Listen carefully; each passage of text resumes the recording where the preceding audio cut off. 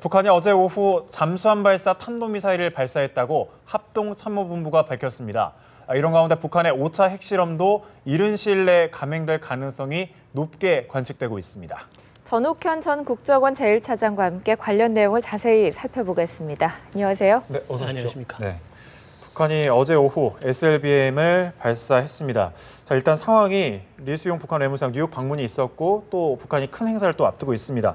그런 가운데 이 미사일 발사 도발은 어떤 의미로 좀 해석할 수 있을까요? 1차적으로 이제 내일이면은 북한군 창건 기념일이거든요. 그렇기 때문에 북한군 창건 기념일 하루를 앞두고 이렇게 시험 발사한 걸 볼 때는 일단 창군 기념일에 맞춰서 일종의 축포적인 성격으로 발사했다는 그런 측면도 있고, 그렇지만 어쨌든 간에 이런 그 SLBM 발사 실험은 유엔 안보리 결의를 정면으로 위반하는 것이기 때문에 유엔 차원에서의 대북 제재 조치를 다시 한번 검토할 그런 시기가 도래했다, 이렇게 이제 볼 수가 있습니다. 그리고 이제 직접적으로 이제 대내적인 의미를 짚어본다면 내부적으로는 우선은 이런 미사일 발사를 통해서 체제 결속력을 높여가지고 군부에 대한 김정은의 통제력을 강화시키려는 그런 수단으로 이제 활용하려는 저희가 내포되어 있고요. 또 하나의 대외적인 측면에서는 일종의 북한의 전형적인 벼랑 끝 전술의 일환이라고 볼 수가 있습니다. 즉 뭐냐면 이런 강력한 군사 도발을 통해서 이렇게 대화를 하지 않으니까 자꾸 도발을 하는 거 아니냐. 그래서 우리 한국과 미국 내부적으로 이제는 대화를 해서 도발을 자제시키도록 유도하는 것이 낫다. 이렇게 해서 대화를 유도하려는 이러한 벼랑 끝 전술의 일환에서 이런 도발을 하고 있다, 이렇게 해석이 됩니다. 네, 북한은 SLBM 시험 발사에 성공했다고 자축을 했지만 우리 군 당국은 이게 30km 정도밖에 날아가지 않으면서 실패한 것으로 분석을 하고 있습니다. 그렇다 하더라도 북한이 이런 시험 발사를 통해서 꾸준히 기술력을 보완하고 있다는 점은 우리가 좀 눈여겨봐야 할 부분이 아닌가 싶은데요. 예, 그렇습니다. 이것이 이제 지상에서 발사하는 이런 미사일이 아니고 수중 발사, 즉 잠수함 발사 미사일이기 때문에 우리의 안보에 대한 위협 정도는 일반 그 지상에서 발사하는 미사일 시험보다는 수십 배 이상의 위협적인 효과가 큽니다. 그만큼 우리가 강력한 대응책을 강구하지 않으면 우리 안보에 어느 미사일보다도 가장 위협이 큰 요인이 되기 때문에 시급히 대책을 강구해야 할 필요가 있고, 현 단계에서는 비록 우리 측에서는 이제 실패했다고 얘기를 하지만은 일반적인 기술적인 수준으로 본다면, 왜냐하면 지금 말씀하신 대로 통상 최소한도 300km 정도는 날아가야 되는데 이번에는 30km밖에는 못 날아갔어요. 그렇기 때문에 일단 실패한 걸로 보지만 북한 측에서는 그래도 성공했다, 이렇게 주장을 하고 있거든요. 그리고 이런 그 SLBM 그 수중 발사 실험이 이번이 처음이 아니라 지난해 시작된 이후로 이번에 4번에 걸쳐서 이루어진 시험입니다. 그래서 이번 시험은 지난 연말에 있었던 초기 비행 시험이 실패한 거에 대한 재시도의 노력이거든요. 그렇기 때문에 언젠가는 완전하게 우리가 예측하는 일반적인 서방에서 통용되는 군사 기술 수준상으로 이 합격점을 받을 수 있는 수준에 도달할 수가 있거든요. 이런 거를 예상을 해본다면 현재 북한이 추구하고 있는 SLBM의 이런 실험 발사 수준을 볼 때 많은 전문가들은 1, 2년 이내에 당초 한 3, 4년 정도로 예측했었으나 3, 4년보다 조금 더 빠른 1, 2년 이내에 실전 배치도 가능하다, 이런 전망을 내놓고 있습니다. 그렇기 때문에 우리도 북한의 이런 그 잠수함, 그 SLBM 발사에 대응할 수 있는 대잠 능력을 획기적으로 개선시키는 그런 대응 전력 강화 조치가 굉장히 시급하다, 이런 거를 강조하고 싶습니다. 네, 실제로 SLBM 1년 사이에도 급진적인 발전이 있었다라고 보이는데, 사실 전문가들의 말씀대로 1, 2년 안에 또 가능할 것 같네요. 그리고 또 이르면 오늘이라도 이 북한 5차 핵실험이 감행될 가능성이 높다고 합니다. 풍계리에서 4차 핵실험 때와 비슷한 움직임이 포착됐다고 하는데 실제로 오늘 가능할까요? 글쎄요, 지금 이제 오늘 내일 가능할 수도 있다. 앞에서 말씀드린 대로 마침 내일이 이제 북한 인민군 창군 기념일이기 때문에 이런 또 다른 어떤 축제 행사 일환에서 하루 전날인 오늘 또는 당일인 내일 발사할 수 있다는 이런 전망들이 많이 나오고 있고, 특히 5차 핵실험과 관련돼서는 대내외적으로 여러 이 정보기관에서 관찰한, 또 민간 연구기관에서 관찰한 내용을 종합적으로 본다면 언제든지 5차 핵실험을 가능할 수 있을 정도로 예. 충분한 준비 조치가 다 지금 되어 있다. 이렇게 전망을 하고 있습니다. 이렇게 본다면은 언제든지 김정은이가 마음만 먹으면 기습적으로 5차 핵실험을 감행할 수 있는 상태는 완료되어 있는 것으로 보이는데 현재 5차 핵실험이 임박한 징후 중에 하나로 해석할 수 있는 것이 네. 현재 갱도 안에서 활동하고 있는 어떤 소수의 차량과 인원, 장비 이런 것들이 밖으로 철수 작업이 이루어지든가 아니면 소개 작업이 이루어져야 되는데 예. 이런 그 소개 또는 철수 작업의 징후들이 현재까지는 구체적으로 포착되지 않고 있습니다. 이런 걸 본다면 하루 이틀 사이에 일어나기는 어려울 수도 있다. 이런 또 이 평가를 하는 그 이 전망도 나오고 있습니다. 예. 그렇기 때문에 이렇게 하루 이틀을 앞두고 특정 시점을 예단하는 것은 상당히 무리일 수 있고 길게 봐서는 5월 초에 있게 될 당 대회 이전에는 5차 핵실험을 할 가능성이 농후하다. 이렇게 보는 전망이 상당히 우세한 것 같이 보입니다. 네. 그 시기를 정확하게 예단할 수는 없지만 어쨌든 준비가 다 끝났기 때문에 김정은이 지시만 내리면 할 수 있는 상태군요. 그 올해 초에 4차 핵실험 때는 북한에서는 우리 수소탄 실험을 했다 이렇게 주장을 했었거든요. 5차 핵실험은 어떤 형태가 될 것으로 예상할 수 있을까요? 그렇죠. 이번에 이제 4차 핵실험을 했을 때 북한은 자기네가 수소탄 실험을 해서 아주 대대적으로 성공했다 이렇게 주장을 했거든요. 그런데 이제 여러 정보를 종합해 보면 수소탄 실험에서 성공했다고 볼 수 있는 그런 징후들을 포착한 것은 없었습니다. 예. 그렇기 때문에 많은 전문가들이 북한의 주장과 달리 수소탄 실험이 성공했다고 보기는 어렵다. 대신에 증폭 핵실험 정도가 성공했을 가능성이 있다. 네. 이렇게 보고 있거든요. 이런 전문가들의 그런 판단이 맞다고 가정을 한다면 이번 5차 핵실험에서도 수소폭탄 실험을 북한 측이 지난 4차 핵실험 때 주장했던 수소폭탄 실험을 다시 한번 할 수도 있고 아니면은 증폭 핵실험을 다시 할 수도 있지 않느냐 이렇게 예측이 가능하고요. 또 만약에 수소탄이라든가 증폭 핵실험이 또 자기네 기술적인 수준에서 여의치 않을 경우에는 왜냐하면 이번에 또다시 실패하는 것은 말이 안 되는 거거든요. 네. 그렇기 때문에 이런 실패 가능성을 사전에 차단하기 위해서 좀 더 북한이 기술 수준이 높게 축적되어 있는 고농축 우라늄탄 실험을 할 가능성도 배제할 수 없는 거 아니냐. 그래서 제가 보기에는 어떤 종류의 이런 핵실험이 됐든지 간에 예. 5차 핵실험은 네. 아마도 지난 1월 달에 4차 핵실험을 할 때 만약에 자기네가 예상한 수소탄 실험이 제대로 될지 않을 경우에 대비해서 5차 핵실험까지도 사전에 기획해 둔 게 아니냐. 이런 그 판단이 있습니다. 네. 만약에 이 5차 핵실험 실제로 이어지고 지금까지 4차까지 보면 약 3년 동안의 시차가 있었습니다. 그런데 만약 5차를 이제 얼마 안 있어서 한다고 하면 불과 이제 몇 달 사이에 이루어지는 거 아닙니까? 네. 이런 거는 어떤 의미로 해석해 볼 수 있을까요? 예, 제가 예. 보기에는 이제 5차 핵실험을 이렇게 불과 4, 5개월 사이에 연쇄적으로 한 것은 굉장히 이례적인 거거든요. 네. 물론 인도나 파키스탄 같은 또 1년에 한 두어 차례 한 경우가 있습니다만은 예. 북한은 통상 한 3년 주기를 쭉 해왔기 때문에 이런 과거의 패턴에 비교해 보면 상당히 이례적인데 그런 그 이례적인 연쇄 핵실험이 의미하는 가장 중요한 진전은 뭐냐면은 북한이 그만큼 북한 핵탄두의 소형화, 경량화, 그리고 네. 다종화라고 하는 이러한 북한 핵 고도화 작업에 있어서 상당한 진전이 이루어지고 있다는 거가 하나고 이렇게 그런 이 고도화 작업이 제대로 북한 측이 구상한 대로 잘 진전이 되고 있기 때문에 북한의 핵 실전 배치가 상당히 이제 임박한 수준에 와 있다. 네. 그래서 전문가들의 그 일각에서는 이렇게 북한이 빠른 속도로 핵 실전 배치가 이루어질 경우에는 네. 북한도 핵 탄두 문제만을 전문적으로 다루는 핵 탄두 부대가 또 창설될 가능성이 있다. 이런 그 예측까지 내놓고 있는 실정입니다. 그렇기 때문에 이제는 우리 국민들도 북한의 핵 문제가 단순한 이제 실험 수단이 아니고 실제로 지상에까지 실전 배치가 되고 앞에서 말씀드린 대로 SLBM이라고 하는 잠수함 발수 핵 탄두 미사일까지도 예. 1, 2년 내에 실전 배치가 되면 정말로 우리 한국 정부 당국에서는 이제 북한과의 핵 전쟁 상황까지도 대비해서 철저한 이런 핵전을 피할 수 있는 전략 무기 체계를 강구하는 것이 굉장히 시급해지고 있다.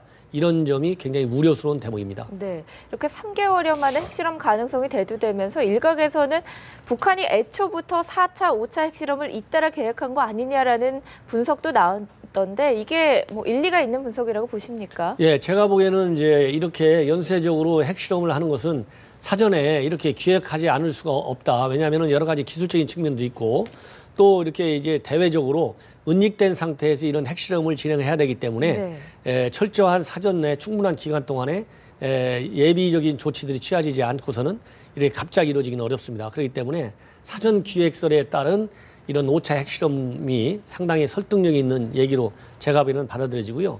이렇게 해서 북한은 말하자면 5차 핵실험을 통해서 추가적인 대북 제재가 이루어졌을 경우에 입게 될 손실보다는 앞에 제가 말씀드린 대로 핵무기의 실전 배치화를 통해서 얻을 수 있는 즉 대남 대미 군사적인 핵 압박을 통해서 얻을 수 있는 실익이 훨씬 크다고 봅니다. 즉 북한 측이 얘기하는 가장 큰 실익은 바로 뭐냐?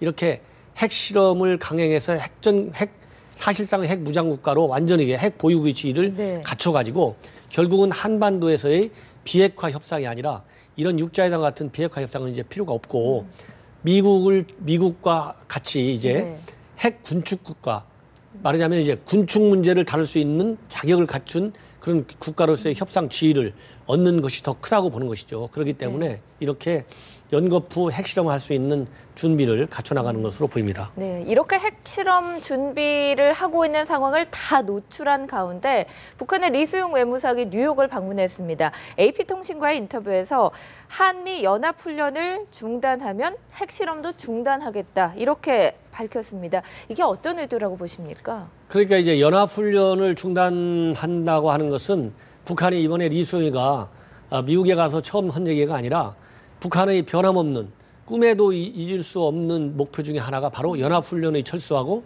주한미군의 철수입니다.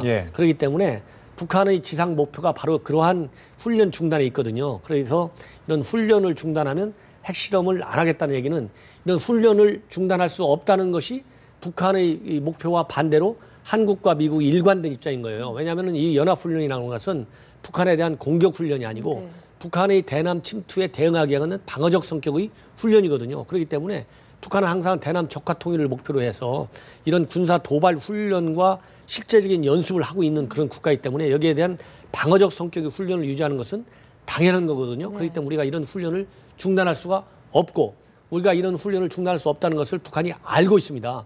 그럼에도 불구하고 훈련 중단을 또 한번 요구하는 것은 이거 봐라. 우리가 훈련을 중단하면 핵실험을 안 하겠다고 했는데 한국과 미국 양 당국이 훈련 중단을 하지 않는다. 그렇기 때문에 북한 측 입장에서는 자의적인 차원에서 즉 한미 연합군의 대북 적대시 정책을 제거하건 방어하기 위한 차원에서 불가피하게 핵실험을 하지 않을 수가 없다. 즉 핵 자위력을 키울 수밖에 없다. 이래서 추가적인 핵실험에 대한 명분을 축적해가지고 추가적인 핵실험에 따른 또 다른 추가적인 제재가 있을 경우에 이런 추가적인 제재가 잘못된 것이다. 그래서 제재의 명분이 없다. 제재의 책임은 바로 미국과 한국이 가지고 있다. 이런 거를 만들어내기 위한 명분 축적용 논리에 불과하다고 봅니다. 네, 일종의 뭐 명분 쌓기용이겠네요. 이번 리수용 방미, 뭐 북미 간의 물밑 접촉이 있지 않겠느냐, 뭐 이런 전망도 있었는데 실제로 이 움직임을 보면 뭐 어떤 성과가 있다고 봐야 될까요? 어떻습니까? 제가 보기에는 이제 현재까지 리수용의 이 방미 행각을 보면 이번에도 역시 빈손으로 와서 빈손으로 돌아가는 거 아니냐 이렇게 얘기를 할 수밖에 없고 이미 작년 가을에 리수용 그 북한 외상이 유엔 총회 방문했을 때도 사실 빈손으로 왔다가 빈손으로 갔어요. 자기네가 이 기대한 어떠한 방문 효과도 달성하지 못했거든요. 그 이유는 바로 국제사회가 북한의 핵과 미사일 도발에 대해서 더 이상 용납하지 않겠다는 즉 제재 이외에는 다른 길이 없다는 데 대해서 바로 단합된 그런 이 분위기를 보여주고 있기 때문이거든요. 이번도 마찬가지입니다.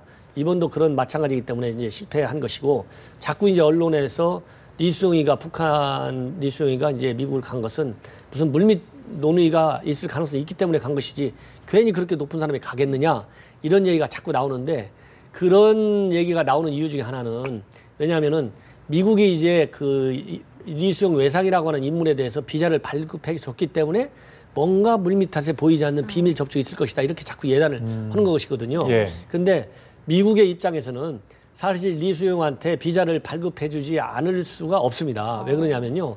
북미 간에는 비록 수교 상태는 아니지만은 주 유엔 북한 대표가 나와 있어요. 그래서 주 유엔 북한 대표부가 북한의 고위 관리 미국 방문을 이유로 해서 비자를 신청을 하면 특별한 이유가 없는 한 통상적으로 비자를 내주는 것이 미국의 관례입니다. 예. 왜냐하면은 유엔 대표부가 그런 고위 관리의 유엔 활동을 의제로 해서 비자를 신청했기 때문에 그거를 방해할 수가 없는 거거든요. 그래서 이번에도 리소이가 방미 비자를 신청할 때 파리 기후변화 협약 서명식을 참석한다는 걸 명분으로 해서 비자 신청을 했어요. 예. 그래야 미국이 비자 발급을 거부할 수가 없거든요. 다만 일단 미국에 들어와서 채미 활동을 하는 데서는 일정 수준의 제약을 가할 수가 있습니다. 네. 그렇기 때문에 비자를 발급해 준 것이지 꼭 물밑 접촉을 염두에 두고 비자 발급을 해준 것은 아니다. 그렇기 때문에 비자 발급해줘서 미국 방문을 허용한 것을 가지고 자꾸 물밑 접촉이 뭐가 있지 않느냐 예. 이렇게 의혹을 하는 것은 미국의 그런 북한인에 대한 비자 발급 관행을 잘 모르는 데서 나온 좀 오해다. 저는 그렇게 봅니다. 예. 네, 말씀 종합하면 북미 간의 접촉 가능성이 상당히 낮아 보이는군요. 이런 가운데 한중 육자회담 수석 대표가 만나서 북한이 핵실험을 한다면 중대 조치를 취하겠다라는 입장을 밝혔습니다. 여기서 말하는 이 중대 조치 어떤 의미라고 해석할 수 있을까요? 제가 보기에는 이제 이번 중대 조치가 일반 이제 잘 모르는 일반인들이 보기에는 이제 중대하다는 말이 들어갔지 않습니까? 네. 이제 우리가 통상적으로도 일상생활에서도 중대한 조치를 취할 거야. 그러면 다들 좀 놀래잖아요. 그렇죠. 예. 그렇기 때문에 야 이번에는 정말 북한을 이제 목주는 완전히 숨도 못 쉬게 할 수 있는 어떤 그 엄청난 조치가 취해질 거 아니냐 이런 예단을 안 할 수가 없어요.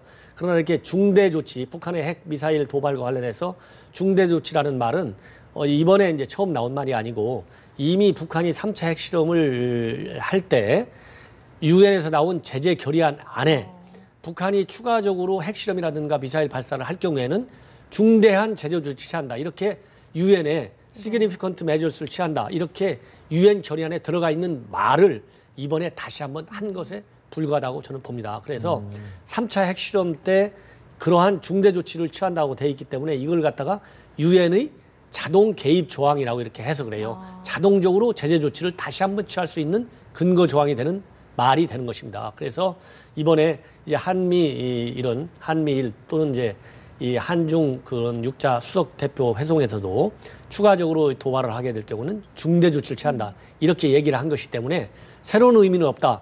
그러나 어쨌든 간에 중대라는 말이 들어가 있기 때문에 네. 지금까지 취한 유엔 차원의 제재 조치보다는 좀 더 강한 초강력 제재 조치의 내용을 띌 수밖에 없다는 측면에서는 우리가 한번 기대해 볼 만한 그런 조치라고 보여집니다. 네. 한미일 3국이 북한이 추가적으로 핵실험을 할 경우에 원유 수출을 전면 차단하겠다 이런 방안도 추진할 것이라는 의견을 모았는데 지난 그 4차 핵실험 이후에 미국이 안보리 제재 논의 때 또 제안을 했던 내용이기도 합니다. 중국의 반대로 그때는 포함이 되지 못했는데 만약 5차 핵실험이 이루어진다면 뭐 중국이나 러시아가 이걸 좀 반대할 명분은 좀 사라지게 되는 셈인가요? 그러니까 이제 예. 논리의 전개선으로 본다면 예. 당연히 지난번에는 예를 들어서 반대를 했지만 이번에는 추가적으로 실험을 하면은 추가적인 중대 조치를 취한다 했으니까 예. 네. 그보다는 강한 조치했으니까 지난번에 빼졌으니까 이번에는 넣어야만이 논리적인 귀결상으로는 맞습니다. 그러나 이렇게 외교적인 조치를 하는 데 있어서 논리적인 어떤 귀결에 따라서 이루어지는 경우도 있지만은 그렇지 않은 경우도 많은데 특히 북한과 관련된 유엔 차원의 제재 조치에 대해서 중국과 러시아가 취하는 조치는 꼭 논리성을 동반하지 않을 때도 상당히 많다. 지난번에 이런 예. 원유 수출 금지에 대해서 중국이 반대한 이유 중에 하나가 원유 수출을 전면 차단할 경우에는 바로 북한의 숨통을 조이는 목조르기 작업의 일환이거든요. 그렇다면 북한이 체제 붕괴를 촉발시킬 수 있는 굉장히 직접적인 제재 조치이기 때문에 중국이 반대한 거예요. 명목상으로는 WMD 무기, 즉 대량 살상 무기에 국한에서만 제재 조치를 취하자. 너무 지나치게 원유라고 수출이라고 하는 포괄적인 제재 조치는 좀 심하다. 이렇게 해서 중국이 반대한 거거든요. 그래갖고 결국 한 게 뭐냐면은 전면적인 원유 수출을 차단은 아니었지만은 항공 연료에 대한 수출은 금지한다. 이렇게 하는 데까지만 합의를 해줬어요. 예. 그러면서도 항공 연료는 공급하도록 해주면서도 또 많은 또 예외 조치를 주었거든요. 그렇기 때문에 이번에 만약에 추가적인 중대조치 원유 수출 금지를 하자 이렇게 이제 한미일 당국 간에는 합의를 받지 않습니까? 그러나 이것이 중국과 러시아의 이 공이 넘어갈 경우에는 네. 똑같은 이유로 반대할 가능성이 굉장히 많고 지난번에 두었던 일부 예외 조항만 조금 빼는 수준에서 상징적인 조치를 취할 가능성만 있다. 그리고 설령 좀 더 강한 원유 수출 금지에 합의한다 하더라도 합의한 거하고 유엔 제재 조치의 경우에는 합의한 거하고 실제적으로 합의를 이행하는 거하고는 또 다른 또 이 속셈이 있습니다. 이행을 안 한다고 해서 안보리 제재 결의지만 이행을 강제할 수 있는 구속력이 반드시 보장되는 것도 아니에요. 그렇기 때문에 이제 중국과 러시아가 이렇게 쉽게 동의할 가능성은 높고 예. 동의한다 하더라도 이것이 실질적으로 제재를 완전히 효과를 극대화시키는 합의의 철저한 이행까지 이른다고 보장하는 것은 아니다. 이런 데 많은 함정이 있다는 것을 우리 시청자들께서도 알 필요가 있습니다. 네, 그런 한계가 있고 믿는 구석이 있어서인지 북한은 계속해서 도발적 행동을 이어가고 있습니다. 우리가 핵실험 얘기를 해봤는데요. 5차 핵실험 이외에도 뭐 무수산 미사일 추가 발사나 SLBM 재발사 등 여러 가지 도발을 예상해 볼 수 있지 않겠습니까? 어떤 부분에 무게를 두고 생각해 봐야 될까요? 왜냐하면 지금까지 이제 단거리 미사일 시험 발사만 쭉 하다가 최근에서 이제 SLBM 발사까지도 예. 했고 또 무수단 미사일이라고 하는 중거리 미사일 발사 실험까지도 했어요. 그런데 어떻게 됐든 간에 무수단 미사일하고 SLBM 발사는 생각한 것보다는 성공하지 못한 것으로 일단 추정이 되거든요. 그렇기 때문에 이 두 개의 어떤 안보 위협이 더 큰 미사일을 다시 이렇게 시험 발사할 가능성도 있고 이미 이거는 이제 물 건너갔다고 보고 현재 남아있는 카드 중에 하나인 핵실험 추가적인 5차 핵실험 발사를 강행할 가능성도 있습니다. 네. 예. 그렇기 때문에 어떤 종류의 도발이 됐든 추가적인 도발만은 분명하다. 이런 데에는 이견이 있을 수가 없다. 이렇게 봅니다. 네, 북한이 만약 이번에 5번째 핵실험을 한다고 하면 실제로 이 기술이 어느 정도인가도 좀 궁금한데 이 5번의 실험으로 어느 정도나 좀 발전했다고 볼 수 있을까? 위협적이라는 건 뭐 사실 뭐 알려진 대로일 텐데 어느 정도라고 볼 수 있을까요? 그렇습니다. 제가 예. 앞에서 말씀드린 대로 이제 5차 핵실험이 되면 왜 5차 핵실험이 굉장히 중요하냐면 사실상의 핵 보유국가 즉 핵 전력을 완벽하게 갖춘 국가로서 예. 국제사회가 로부터 맞아면 공의를 받는 효과가 북한으로서는 5차 핵실험을 통해서 이제 완벽하게 보여주는 결과가 됩니다. 그렇기 때문에 핵 기술이 고도화 작업이 거의 이제 완성됐다. 즉 앞에 말씀드린 대로 핵무기의 소형화라든가 경량화라든가 다중화가 완벽하게 갖추어져 있고 실전 배치는 시간 문제로만 남아있는 이런 정도의 기술력을 보여주는 것이고 이런 핵 무장 국가가 됐기 때문에 미국하고 네. 이제는 비핵화 협상이 아니고 이제는 완전한 군축 협상 이런 군축 협상을 통해서 주한 미군도 철수시키고 한미 연합 훈련도 중단시키고 궁극적으로는 현 휴전 협정을 평화 협정으로 대체할 수 있는 그런 협상력을 갖춘 국가가 됐다라고 북한이 자부할 수 있고 국제사회에 주장할 수 있는 명분이 축적되는 네. 상당한 의미를 갖게 되는 것이죠. 거기에 함의가 있다고 봅니다. 네, 북한 이슈를 전옥현 전 국정원 1차장과 함께 짚어봤습니다. 오늘 말씀 고맙습니다. 네, 감사합니다.